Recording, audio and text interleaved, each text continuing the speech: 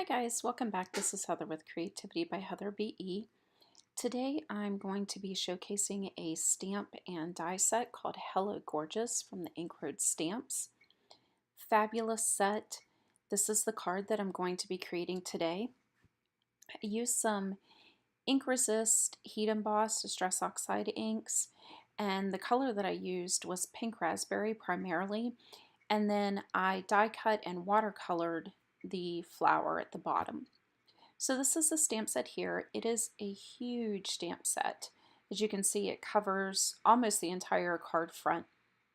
And the die is actually bigger, the standalone die for this set. It's fabulous. And I'll actually include some bonus cards at the end that I made with the die.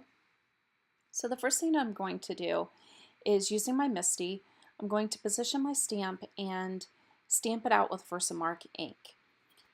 I'm going to stamp out the Hello Gorgeous sentiment along with the flower, because what I'm going to do is I'm going to heat emboss them in white and use the resist, and then actually heat emboss the flower again, color that with my Zig Clean markers, and then put that on top of the other white heat embossing. So the flower is kind of going to be a two-dimensional layer. So I'm going to use my powder tool here just to remove any extra static from my paper, so my embossing powder only sticks where I want it to. You will notice that there is some black ink on the stamp.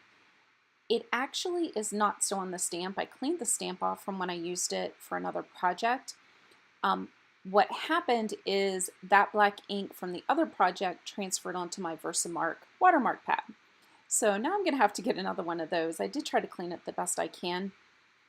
So you will see that some of the black does show up, but once I heat emboss it, and especially you'll be able to see it on the flower for the watercolor one, you can't even tell it's there.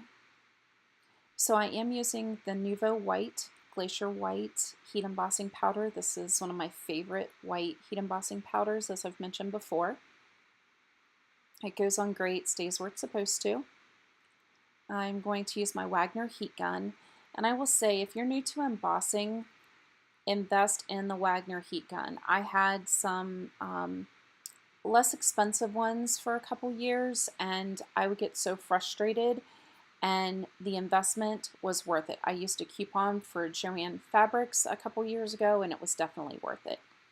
So here I'm using the Distress Oxide Picked Raspberry, and wherever you heat emboss, the ink is going to resist that. So it actually is covering it up a little bit here, and you'll be able to see the difference, because I'm going to take a cloth and start to wipe it and clear off my heat emboss, and you can see how it turns that bright white again. This is such a fun, easy technique. Any color, anything that you heat emboss on your paper, you can ink over, and it's not going to stay on the heat embossing. You can buff that off with a cloth. So it's a really fun way to create a background and to create a panel fairly easily. And I love how it just pops off the page. So once I get it all buffed off, I am going to take my sprayer, and I'm going to hold it pretty high up and just generously spray, because distress oxides react with water. So I wanted that little bit of a texture. Now I'm not going to blot it with a towel, because I don't want to take that color off. I just want it to have those kind of watermark areas.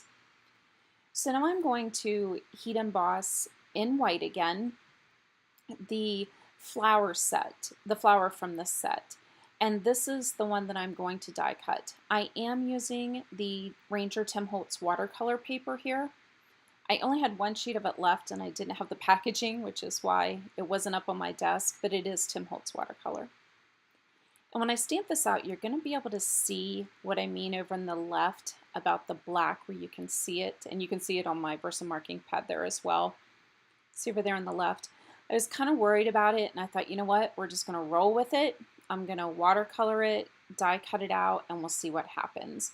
And you know, in crafting, that's really a lot of times what you got to do, or, you know, we all make mistakes, and I love watching videos of crafters in the industry who've done this a while, and when they leave some of those in, because it makes me feel like I'm not the only one.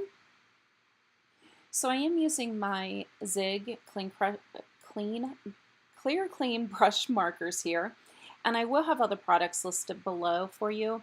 I primarily stuck to blues here, and then I used 2 different colored greens for the leaves. So you're going to see here I started out using that thicker brush, and then I decided to change it because it was putting out too much water on my paper. And I'm going to actually blot some of that water off on that blue flower here in a little bit.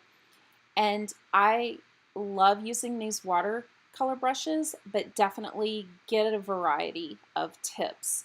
And this one actually was the same thickness. The other tip was just longer, and so it was allowing more water to come through. So you can see there I'm just blotting off some of that water. So I'm just going to go in and I'm going to color all 3 of the flowers blue. There are 2 different color blues, more like an aqua color. And then I'm going to go in and do the leaves of 2 different colors. And you can still see that black there. And I have to say I was still a little worried at this point. But there is something fabulous about this dye that really helped me out and kind of covered that up. So I'll show you once I get this die cut. This is the first die set, I believe, from Inkroad Stamps, and it is wonderful. It's huge. It cuts like butter. There's the stamps, the die set there. It is fabulous. So when I'm lining this up, I realize that it doesn't actually cut it exactly as it's stamped, which was wonderful because some of the parts it didn't cut were where the black was. And it also has some raised areas. You can see right there by the flower where I'm lifting it up. I love the way this die cut. So you can see kind of what I was talking about. I'm going to take that and just put it right over the heat embossing. I'm using just an A2 size card. This is going to be a top folding, and that's Nina 180 pound. The paper is Nina 80 pound solar white. So I'm going to place my panel onto my card base using the Nuvo liquid adhesive, which I love because I can push my little panel around if I need to. You're not stuck to where it is as soon as you stick it down. I love this adhesive, and it's strong. So I did put some foam tape on the back of that flower, and I'm just going to place that down over top, and you can see how the other heat embossing comes through. And the center of this flower actually die cuts out, so that white heat embossing from below showed through. It really was an awesome extra. I love this die. I am going to go in and add a little shimmer with my Nuvo shimmer pen. And that pretty much finishes this card up. Very simple. I just loved it. It's a great hello card just to send out. And this is a close-up. You can see how it actually cut out the flowers. And I really encourage you. I may do a short video just showing that die and how it cuts. It's unlike any die I've seen as far as a flower cut die. There's another image. So I hope you've enjoyed this video. Once again, if you like the video, like it, and don't forget to subscribe. I will have everything listed on my blog, including the link to where you can purchase this products. And don't forget to check out Inkroad Stamps. They have some fabulous products. Thanks, and have a great day.